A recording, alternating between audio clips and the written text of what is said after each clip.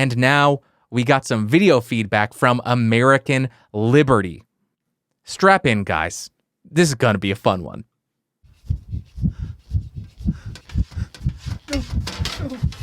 No, not the cookie. No. Answer my questions. You can't last forever. Do you know the Microphone Man? Did you mean the Muffin Man? No, the Microphone Man. The Muffin Man? Do you know the Microphone Man? Oh, you mean the Muffin Man. Well, hello, Mr. Microphone Man. I saw your BS podcast. A few shows ago, you had an individual write in that you commented on that was talking about maybe the possibility of you doing a future live show in reference to your conspiracy corner, taking your conspiracy theories and stretching them out just a little bit for the entertainment of your public. I think that's a brilliant idea. I love the idea as long as you're willing to put time into it. But I will tell you, when it comes to the concept of doing a live call-in program, which was what he suggested, I'd like to tell you that might have a little bit of more thought process that you want to put into it, and here's why. You need to do a lot of things, man. You need to do a lot of things. Call-in shows are rough, man. Make them kind of tough. You need to do a lot of things, man. You need to do a lot of things. Lots of time to plan. Set a date that works. Advertise like crazy. Keep your schedule firm. Have a number to call and a system to take them. Then, Mr. Microphone Man, you must be prepared to deal with no calls at all. And if you think that's the worst of it, the scariest part, wrong. You also have to be prepared for who actually does call in. Here, allow me to give you a couple examples just to think about it for a sec. Let's first turn to the unfocused storyteller. Well, here we go again, Bandrew. I know quite a bit when it comes to conspiracies, but before I talk about that, I'd like to tell you about a job I had many, many years ago, decades ago. I used to be a lifeguard at a lake near my home, and at the early part of the season, well, unlike California where y'all wear shorts and bathing suits 24/7 all year round, we still had snow at the beginning of our open lake season. Well, we didn't have much to do, so we sat around, and all we did was gossip. And well, I'll tell you the truth, most conspiracies are pretty much just gossip sessions and should be thought as such. Well, I don't have any more time. I've got to go. So let me just say, I love your program, Andrew, and I hope you continue with strong success, and God bless America. Well, that was boring and long, and wow, that would have been a terrible call. But that's not the worst of it. Imagine somebody calls in the program that fits with the question in your wheelhouse normally, but isn't quite on subject matter of Conspiracy Corner to which you're trying to do a show on. Then put a little danger concept into it in another way. Let's hear what I'm talking about. Hi, Andrew. My name's Billy. I'm 7, and I want to find out about a recommendation for a microphone. I have a friend named Johnny, and Johnny's got a brother, and his brother vapes. And one day Johnny says he was over at the house and saw where his brother was hiding his vapes, and he had a whole bunch of them. So Johnny grabbed a box of them and brought them over to my place, and we went out in the backyard and we were vaping. And oh my gosh, it was so much fun, Andrew. We had such a good time. So anyhow, he came up with the idea, and I love it, that we would do this thing called hot boxing, and that sounded really fun. So we got this big old cardboard box, and then we decided we should do a YouTube video on this, and oh my gosh, it'd be great. I don't understand why it's called hot boxing, because it's snowing outside. It's really, really cold.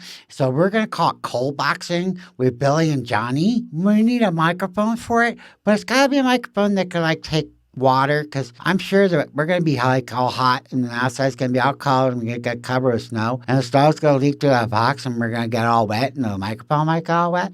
So what we need to do is find out whether or not you know about a microphone that we can use. It can take the cold weather, and it can get a little wet. Hey, Andrew, can you do me a favor and recommend a microphone for us? Thank you, Andrew.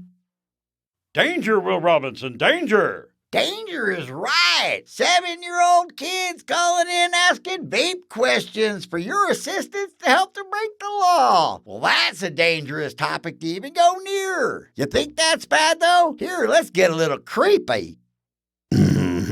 Google. Conspiracies. Dangerous, dangerous topic. Conspiracies. Religion of Google.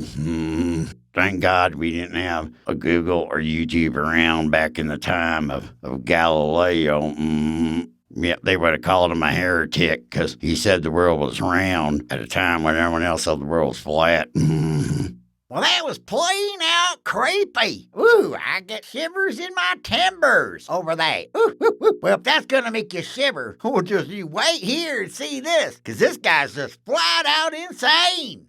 Hey, who are you calling insane just because I have this tinfoil helmet on my head? Look, you guys run around with your tinfoil hat. That's not cutting it anymore. You need the helmet. Come on, get on board. You know they're after us. They're everywhere. They're coming for you. They're coming for me. They're coming for all of us. They're in our food. They're in our technology. They're in our air, our water. Come on, they're everywhere. They're coming for us. Don't call me insane just because I get it and you don't. Come on now. Come on now. Come on. Hey, by the way, don't throw away your tinfoil hats, man. Put those on top. You need those to protect yourself against the damn aliens that are trying to get us.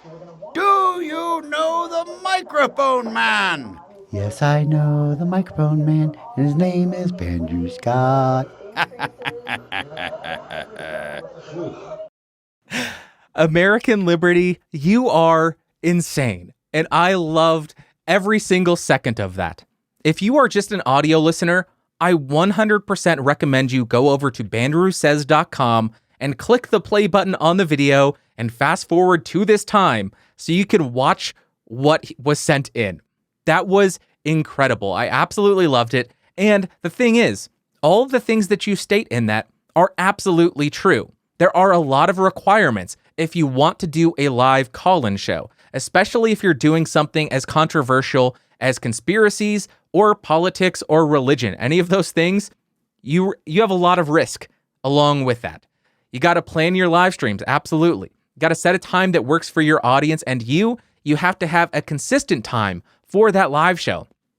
If people don't know when to show up to your live stream page, your live stream is dead. And you have to have a call-in system that provides decent enough audio, which can be expensive, although I have the Rodecaster Pro, so I guess it would be pretty simple now.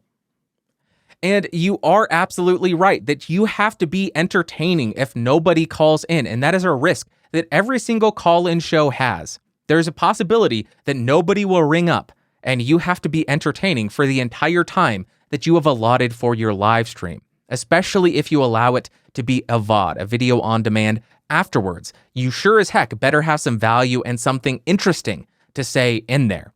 You also point out that all types of people will call in, and that is very true. The one that rung true for me was the Billy one.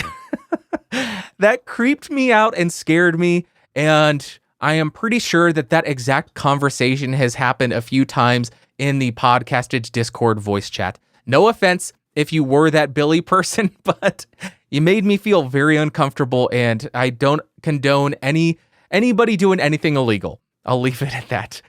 The thing about live call-in shows is, unless you have a producer and a time delay that would allow them to censor stuff, it would be very dangerous because people who call in could spout anything that they want, and you wouldn't have any recourse on your end because you are allowing somebody a platform to say these hateful things or these things that are against terms of service. And on that note, that's what scares me.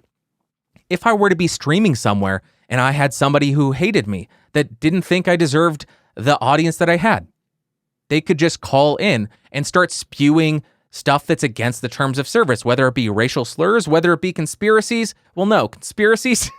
I guess the entire show is against the terms of service in some way, shape, or form, but you get my point. They could call in like people do on Twitch and say stuff that would get me banned or taken down or striked. American Liberty, thank you so much for that awesome video submission.